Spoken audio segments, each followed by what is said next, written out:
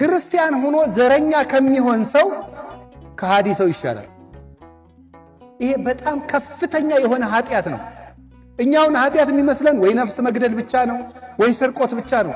ዘረኝነት ግን የክርስቶስን አካሉን እየቆራረጡ የተለያየ ቦታ የማስቀመጥ ያህል ነው። ታውቃላችሁ? እስቲ አንድን ሰውዬ ወዳለሁ እያላችሁ ቀኝ እጁን ቁረጡና ሌላ ቦታ አስቀምጡት። ግራ እጁን ቁረጡና ሌላ ቦታ አስቀምጡት። አይኑን አውጡና ተወዱታላችሁ ይባላል። እንዲህ ብታረጉ ቤተ ክርስቲያን የክርስቶስ አካል ናት። የዚህ ሀገር ተወላጅ ስንል ማንን የምንቆራርጠው? የክርስቶስን አካል ነው።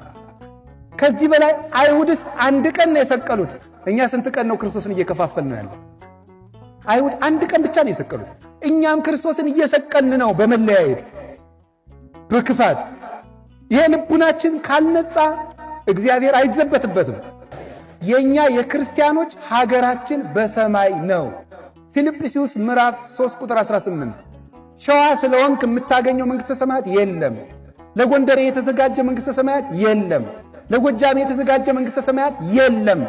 ለክርስቲያን የተዘጋጀ መንግሥተ ሰማያት ብቻ ነው ያለው።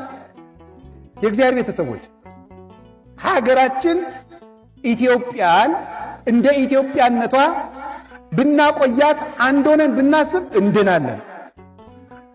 እንዲህ ግን ብንቆራረጥ ግን ተቆራርጠን እንወድቃለን። ኧረ እንዲሁ በሞት አሁን እኮ የቀረን የቤት ቁጥር ዘረኝነት ነው። የጎጡማ ሞልቶ ፈሷል።